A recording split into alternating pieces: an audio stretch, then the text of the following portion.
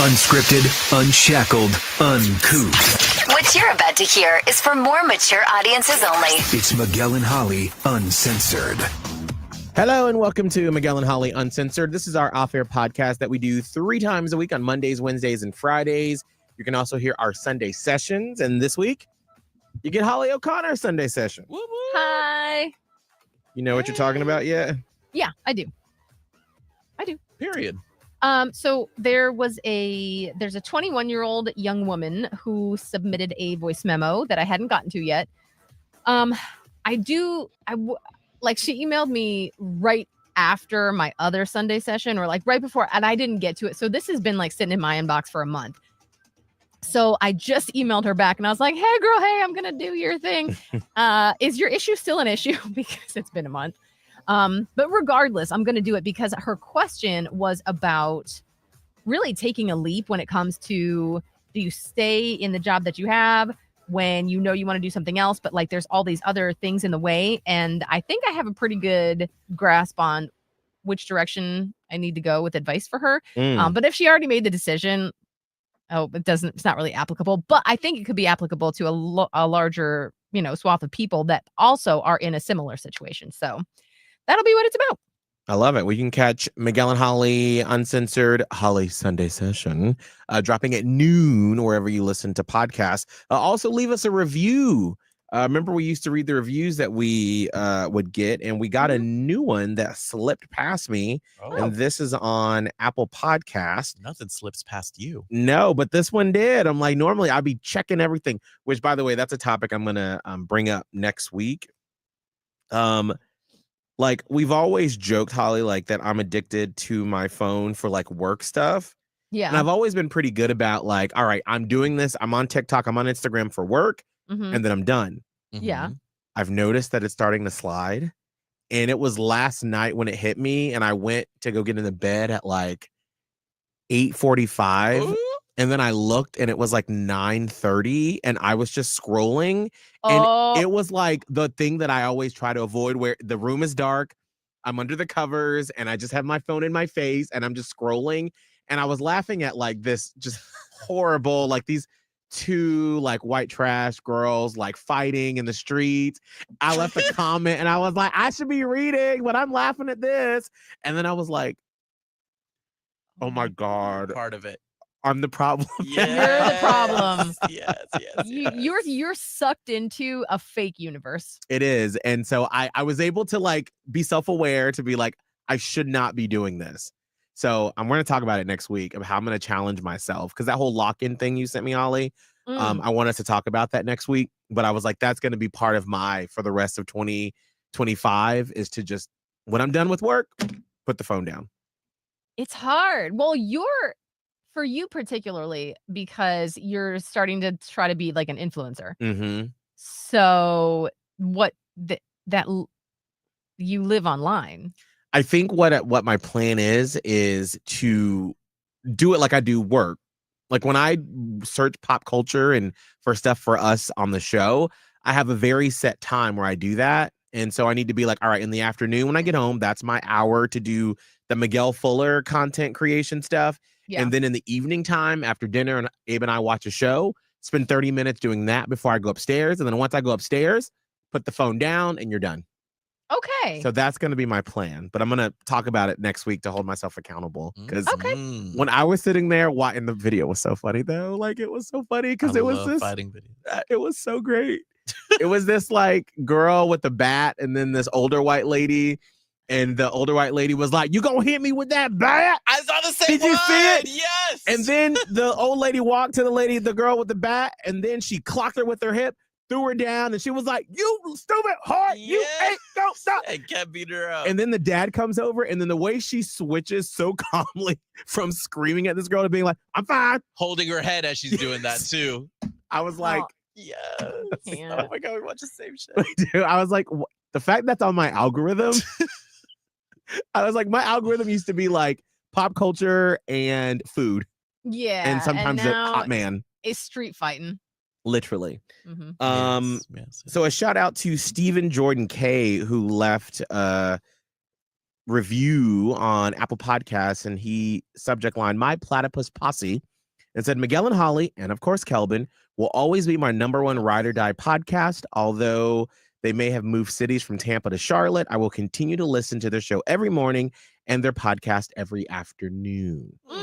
That's so sweet. Thank So, you, Steven. Thank you so much. I appreciate that. So I'm as we are going into the fall, and I feel like after turning 40, and I think since Abe has been out of town, I've been doing a lot of reflecting, and I just feel a lot of gratitude for our new Charlotte fam that has taken a chance on us, and especially for the Panama City, Tampa Bay fam that have stuck with us. I just felt a lot of gratitude. Same. I think about that, not like every single day, but like pretty often, about how lucky we are that, we've crafted this community where people are still here. Yeah. And then especially as I'm trying my hand at content creation and sort of just literally throwing everything against the wall. And the first comments are always you. And I'm always just so appreciative that you're like, all right, Miguel, what you got? And you're willing to go there with me. So thank you. Reviews, Best in the Nest. We were nominated for Best Local Morning Show. Is that the category? Yes. It's just not local. It's just Best Morning Radio Show, I think. Okay. Or maybe it's just Best Radio Show. Okay. Yeah, actually, I sent it to the sales people. Actually, it must be because I know the guy from NPR, Nick, and he doesn't do the morning show. I think he does afternoons. It's just Best Radio Show. Okay. And you, of course, are nominated for Best Radio Personality. Oh, hey, how you doing? Thank you. So if you can, it's Queen City Nerve, Best in the Nest. Please go vote. We have the link right now. I know if you listen to this delayed, like this weekend, it won't be up. But if you just go Queen City Nerve, Best in the Nest, you can vote there. Yes. And then something super random. I'm trying to find an old graphic from us from back in the day for something we're working on for this winter for the show. And I went to Google, and I don't Google our names very often, but I love when you type in Miguel and Holly and you see what people also search for. That is one of my favorite pastimes. If I'm really bored, I'll be like, you know what I haven't done in a while? Google myself and Google our show. Right. This one is a new one. Are Miguel and Holly related? What? Yeah. We're siblings. I was like, that one I haven't seen before. I've seen like, are Miguel and Holly secretly married? Right. I've seen that. Not even secretly, but are Miguel and Holly related? Love it. And it pulls from the Charlotte Magazine article where there's like, oh, they gotta update that. What? Oh, fuck you, bitch. I knew exactly. I knew what you put. It says, as co-host of Miguel and Holly on Hits 96.1, the 39-year-old. At the time of the article, I was 39, okay? Right. Well, there you go. Absolutely. I knew exactly, bitch, what you were going for. Oh, all right. And then we're not going to spend the whole show on it because I'm trying to move us quickly through some things because we all have stuff we need to do after the show. I know we've been trying to dig our heads in the sand a little bit when it comes to politics, but I know that there's so many of you that still live in Florida that I couldn't let today go by without acknowledging this whole vaccine mandate thing, because it just seems wild to me. I haven't done a lot of research. I haven't really dug down in it, but I just saw all the posts yesterday and I was just like, what are we doing? What is going on? It's a good question. What are we doing? Leap It was off came- to everybody. Yeah, we just want to kill everybody. So Save that. yeah, that's fine. So as someone who's still living in Florida, so it's been a bit of a wild ride over the past few weeks. So over the summer, I had taken myself out of anything political. I was not reading my Heather Cox Richardson emails. I was not opening my AP or New York Times alerts. I was just like, nope, you're not getting my piece. But I don't know. Little by little, I feel like I've been a little bit sucked back in, maybe over the last 6 weeks, just for various reasons. Right. And so it was too much for me on Wednesday because you had the Epstein survivors, not survivors, I guess, I want to say victims, but maybe survivors is a better term. Anyway, these women coming forward to do their own testimony. And then you have, curiously, a flyover DC directly while they're speaking. That was weird. Weird coincidental timing. Especially considering that DC has like a strict no-fly zone usually all the time. So that was odd timing.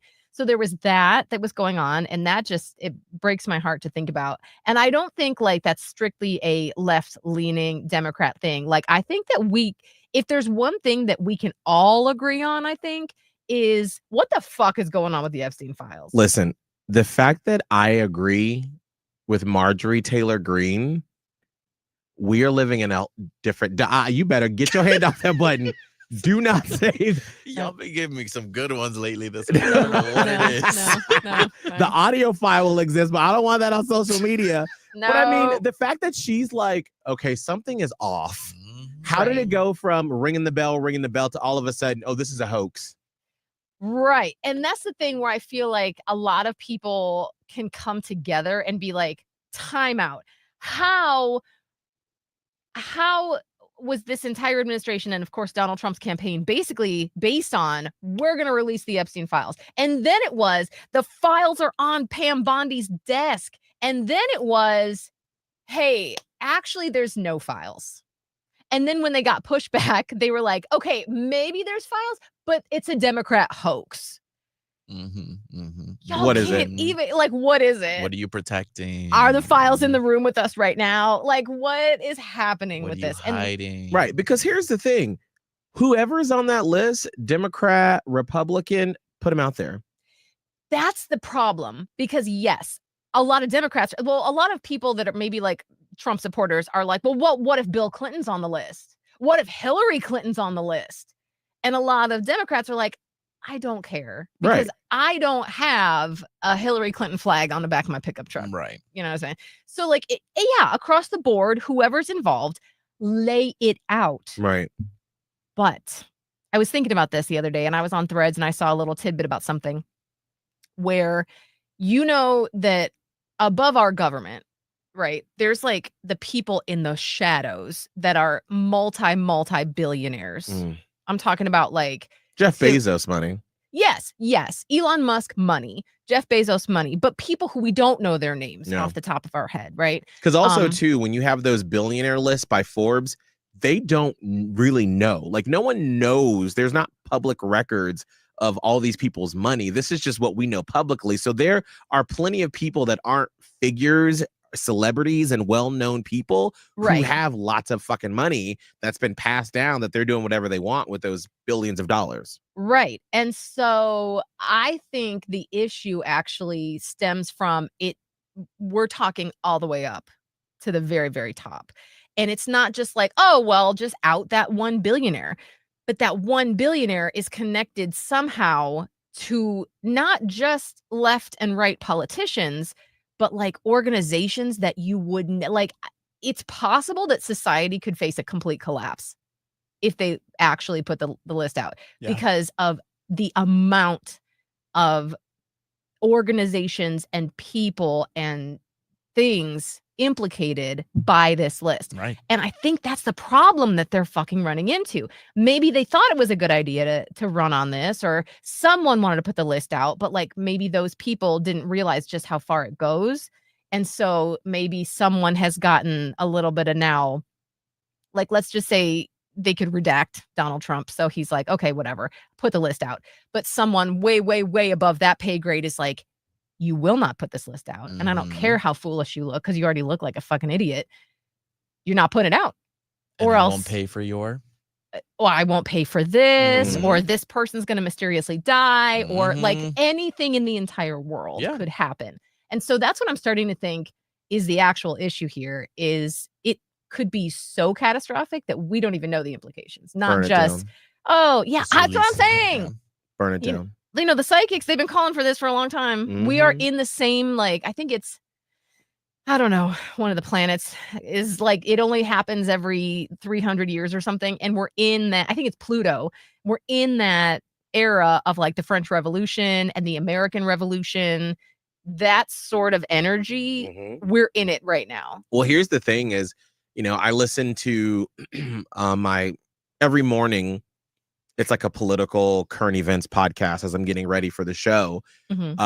That's really been the only political thing I've listened to, like my Pod Save America, which is very left leaning, even my NPR politics podcast.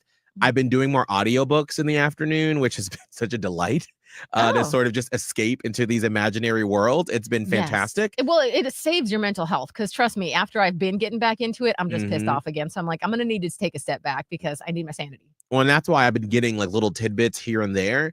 And I just feel like as we get closer to the midterms and we're now starting to feel the effects of all of the changes with, I was just listening this morning and like, they have been stopping these windmill projects that are like almost completed. That's supposed to save so much money and energy. And all of a sudden what's going to happen is, it's starting to be a tough job market. Things are getting more expensive. All of a sudden your energy costs. So all of these things, it's like the frog in the hot pan where it's slowly boiling. And we're like, oh, well, that's fine. That's fine. That's fine. You don't really notice it until you're like dead. And then it's all of a sudden, nobody can pay for anything. Everything is insane. So the people that have just fallen in line because they don't want to lose their position of power and they've just been agreeing to everything, they're going to be in for the rude awakening in the next 3 years because it's only going to get worse from here. So that's why I'm like, just keep your eyes open and pay attention. And then just also, once again, and I know it sucks because we're like, well, you voted for these people. Well, people are voting for their best interest. And as much as it sucks to say it, that thing a couple of weeks ago about homegirl from way back in the day with the gay marriage stuff who is trying to sue to get the whole gay marriage thing to come back up to the Supreme Court. And when we said, when Roe versus Wade, go back and watch and listen to when that decision came down, because we were doing the podcast live. And that was my first reaction is they're going after marriage next. And everyone was like, what are you talking about, Miguel? That's No, they're not. overreacting. Exactly. And I'm like, watch and fucking see. Look where we are. I have so many things have happened since then. I forgot about it. Right. Because that was how what, can 2 we weeks even- ago? Yes. How can we even keep track of all this bullshit? Because things keep happening all the time. So I agree with you. And I also, in regards to how I've been so pissed off lately, is because not only that, so we got the Epstein stuff, but then we had all of the, we can't have street art. We can't do it. There just can't be any. It's a distraction. It's either again, choose a lane. Is it a distraction for drivers, or is it we don't want political messaging, or is it that whatever the case, like pick a lane. They didn't. But then Florida's out here just slopping black paint over everything, and it was that whole thing has been going on, and then you had this vaccine thing. Well, that I think it was announced on Wednesday, and I just was like laying in my bed. I'm like, I can't. What am I supposed to do? And like you get online, by the way, because Threads is like my little escape into politics because people are so insane and I find crazy things, but it also pisses me off because so many other Democrats in other parts of the country are like, oh, we'll just cut Florida off, just dump them in the ocean. Nobody's gonna miss them. They're stupid and everyone hates Florida. And I'm like, you don't get it. Like, you don't get it. Thank you for your black and white take and your moral superiority that you live in, Vermont. Good for you for ending up in Vermont. But like, there are people in Florida that did not vote for this. Yeah. And even the people that did vote for this, maybe they didn't vote for all of this. And so it's not black and white. And my problem with the vaccine thing is first of all, it's not happening yet, because this is something that Ron DeSantis and homeboy Lepato or whatever his name is, the Surgeon General, they didn't consult anybody. They're just like, oh yeah, and the vaccines, we don't want vaccines. Like they just sprung it on everybody. So the problem is you've got to get the Florida legislature on board. Like they have to, because you would need to change the Florida statute. And so I feel like people are getting a little bit too like, well, we're not going to be like, we're acting like it's already happening. It hasn't already happened. Doesn't mean that it, is it could definitely happen because look at our government. However, I just saw today that even fucking Rick Scott was like, hold on a minute, because I didn't hear anything about this. No one has, but that's what they do on all levels is they just throw stuff out there and causes mass confusion and hysteria. And who just said this in the comments? Someone just said they just went to the doctor and their doctor. Oh, here we go. Tony said, I went in for my annual this morning, asked my doctor about the vaccine. She just held her head and groaned. God help us here in Florida. I mean, that's the things that it's like, what? But back to what I was saying is, this is where if you don't like what's happening, we have to calmly talk to the people that did vote for this but didn't know what they were voting for. Right. And we can't make them feel bad about it. You can be like, all right, well, that's what happens when you don't really read up on stuff. Here's what we are. But here's how we can fix this moving forward to get people in that don't want our children sick, that want you to be able to make a living and want you to be able to live your life and not have to worry about everything, because that's what government is supposed to do. That's why we pay insane taxes, is so they can take care of those things. They don't have to think about it.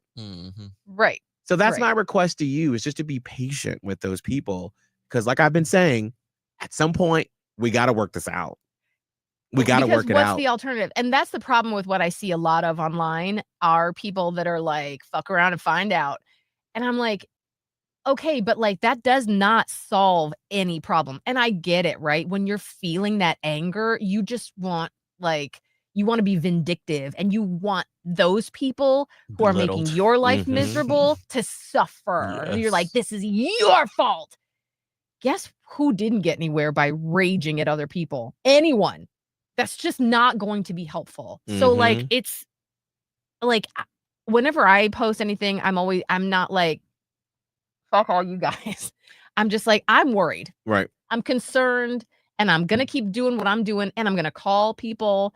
A girl in my comments actually posted like the number for to call some, I can't remember it now, but like, I was like, oh, good. Thank you for this number. What did you say when you called? And then she told me what she said. I was like, this is really helpful. So, you can call your representatives, and that's all you can do, but it is something you can do. And it's also having conversations calmly with other people. Anne-Marie said, I don't think calm works anymore. I had myself eaten alive for any comment about this whole vaccination thing. And I just got back and laughed at all the MAGA supporters trying to roast me. And I'm not sure if you're talking about an in-person thing, but I feel like online, don't even try, girl. Yeah, you're not going to convince anybody. Really, there's no online commentary online where people can have a calm, collected. No, to me, this is just, go ahead, Kelvin. I've had the greatest conversations with people who are Republicans, conservatives in person. In person. We really, truly understand each other through that. But there has never been one conversation online where I've gone back and forth and it's turned out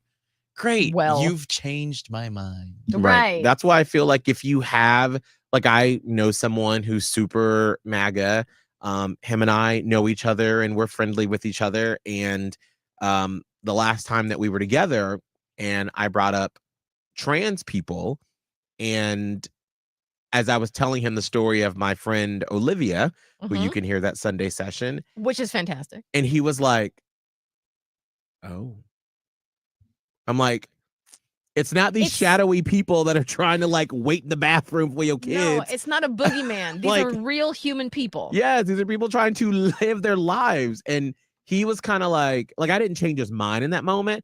But I made him go, I never thought about it like that. Did he listen to it, or he's going to maybe listen to it? I don't know. I haven't sent it to him yet. He's also, actually, it doesn't matter. But yes, but having those conversations one-on-one is that is what really carries weight, not doing it online. Right. So anyway, that's I'm trying to avoid it right now on my social media, because outside of like calling your representative, there's not much we can do. But as we get closer to the midterms, that's when you'll see me start to ramp up on my social media. But right now, sort of like, I'm going by what Bakari Sellers, the CNN commentator, former legislator from South Carolina, said this summer when we talked to him. let the people that have been hired to do that do it. I'm going to live my life. Yeah. I'm going to put out joy. And then when it's time to put boots on the ground and do some stuff, then I'll be activated. Mm-hmm. It's smart. And I got to remember that. That's why I was like about to text you guys the other day. I'm like, I think I need a break. Because it's so easy to get sucked back in. But then it comes and goes in waves. So I'm like, all right. Right. I'm actually planning a wedding right now. So do I need to be focused on all this bullshit? Right. Other than making a couple of calls? No, I don't. It doesn't help anybody.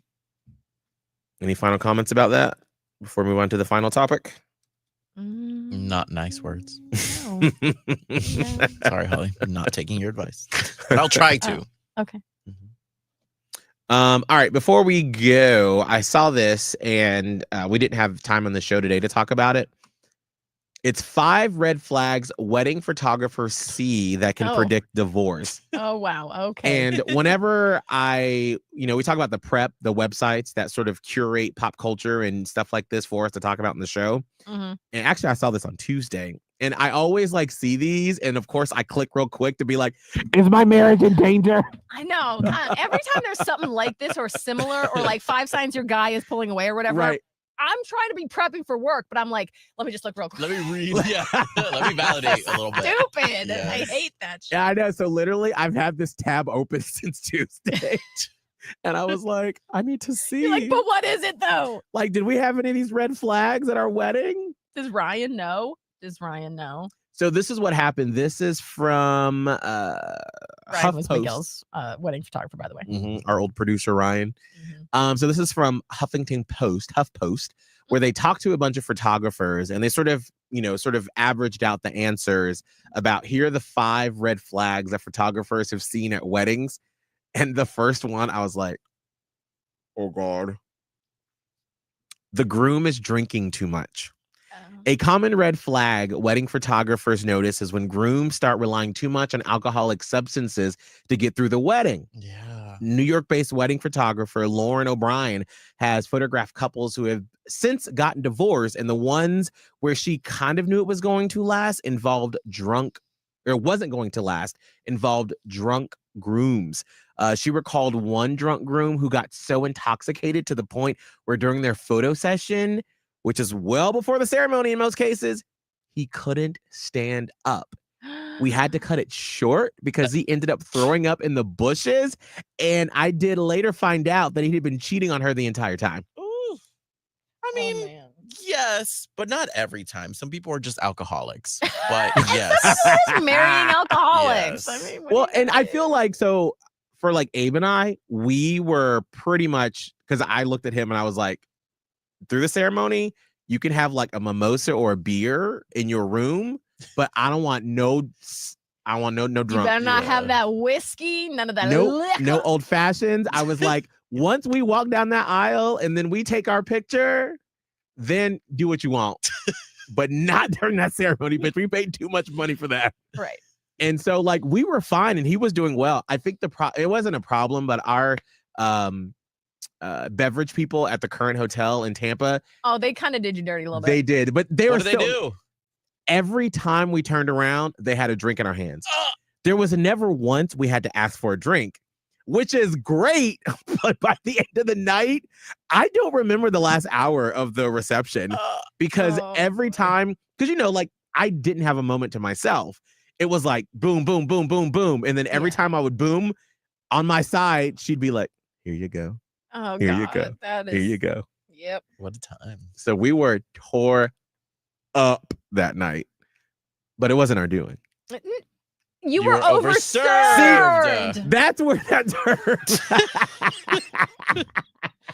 I will allow it. I will allow it on this instance. You were indeed overserved. Now, this one is interesting. I've never seen this before. Number 2, one of the red flags wedding photographers see that can predict divorce. The groom doesn't turn his feet toward the bride. The subtle body language may seem crazy, one of the photographers said, but he finds in his years of wedding photography that when a groom is very into his bride, his feet will always be turning toward her in photos. When a man consistently points his feet away from the bride in photos, it comes across as if he's trying to flee. So it's kind of interesting to see. Oh my God. Now, whenever we get pictures taken on my wedding day, I will only be looking at feet. Where are your feet at? Where are your feet? Why are you pointing the other way? We're going to have a fight. Oh, God. I need to. What would that look like? That's why I'm like, because I feel like normally you're facing each other. Yeah, so like but you would have to be, actively turn in your body. Like you could be like doing something like this, and then they're like turn towards you, and then you shit. can just turn and you turn your body, but not your feet. I can't show you my whole thing, but like if here's like I'm facing this way, my feet are facing this way, and then the photographer's like, "Oh, give each other a kiss," and they leans over to kiss, but doesn't move. Oh, or like that's so weird. I'm not moving my feet right now. Right. So you can still turn. Yeah. Ew. My back is hurting right now, so that just made my back seize up a little bit. I was like, "Oh, girl." Sorry. Well, I'm limber. Yes. Anyway. So Holly, when you get home, you should look at your wedding photos from. That'll be the second time in a week that I've actually gotten out the wedding album, and I don't think my fiance will appreciate it because I made him look at it the first time, and he's like, "So I just had to look at your old wedding.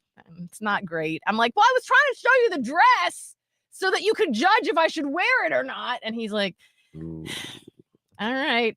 So I don't know if I can get it out again. Kelvin, are you looking at your wedding photos? Maybe on the down low. I'm trying to see a few, but we don't really have any of them like that. I did, this isn't a wedding, but we did take a photo and it was a live, it was what are those things called? A live photo on the iPhone. And this couple, you could see in the photo where one of them just kind of pushes off their person. But then they get into a smiling position, and I'll never forget it. I was trying to send it to you guys, but I can't find it right now. And then they broke up, obviously, a few weeks after that. Yeah. So we caught that in live photo. Dang. It's so interesting the telltale signs you can see leading up to it. Yes. Here's number 3 of the red flags at wedding photographers that can predict divorce. The groom is not excited by the first look at the bride. The first look between a couple on their wedding day is usually a sweet and intimate moment that wedding photographers capture, but not always. One of the photographers recalled one time that a groom turned around to look at the bride, and he was like, "Oh, okay. I thought you'd be more done up."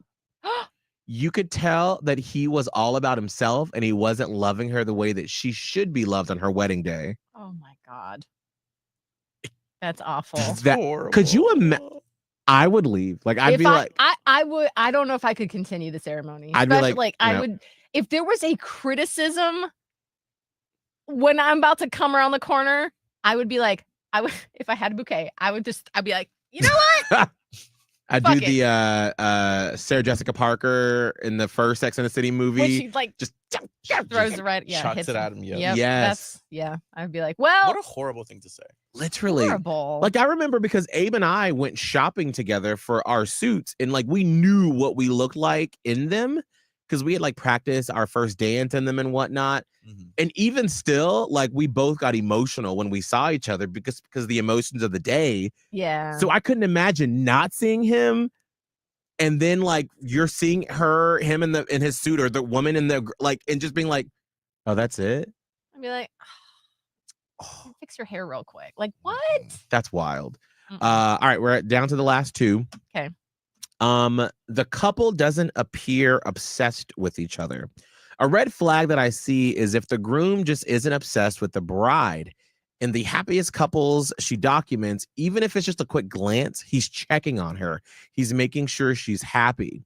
One of the photographers said nerves are normal, but she thinks it's notable when a couple shows zero affection for each other or when it appears one-sided. If one person is really trying to be lovey-dovey and you can tell that they really are starved for affection and the other person is being standoffish, shyness is one thing, but it's almost like a repulsion to touch.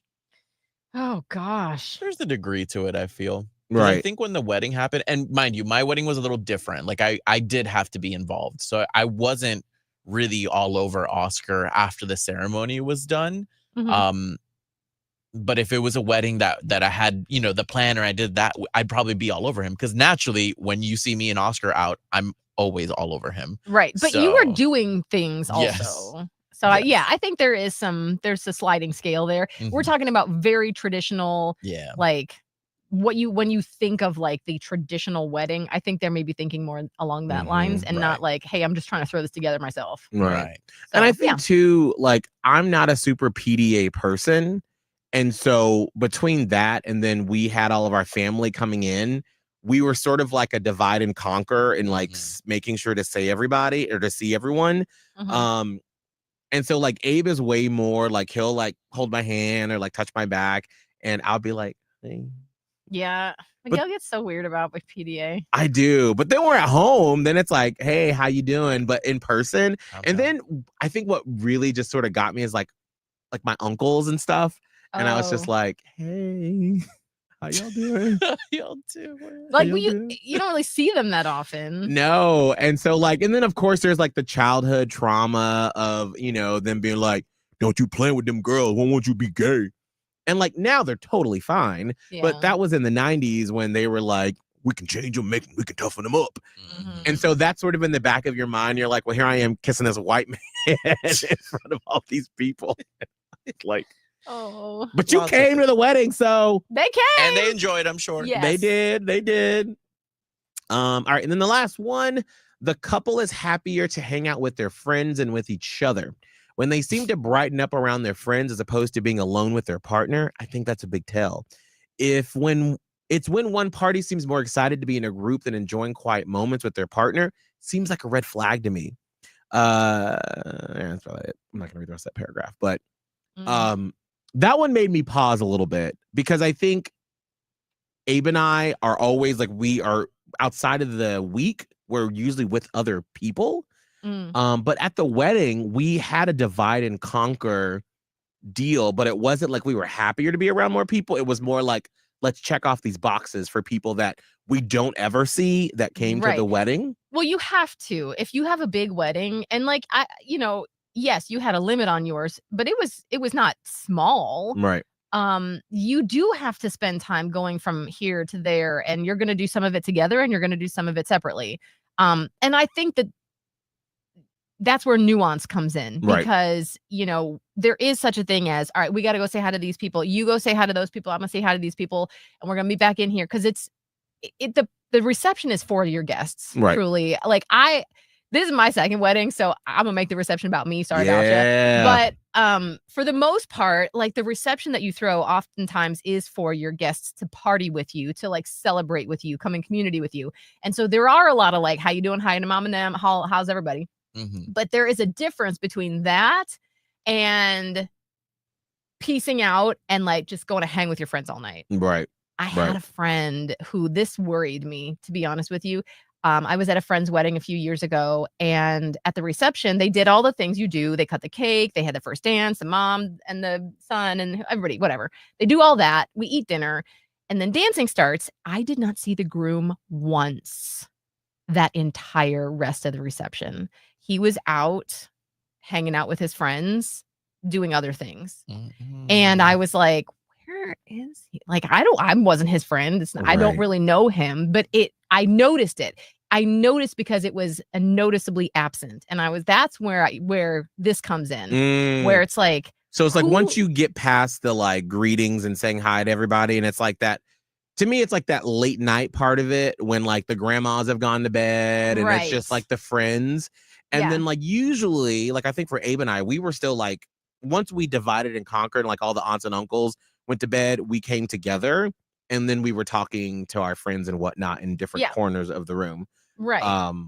But one of you was not noticeably absent from the rest of the evening. Right. We weren't like, hey, we're going to go to our friend's hotel room or the other, our best friend that's here and catch up with them. Right. Because then I would be pissed. I've been like, excuse me.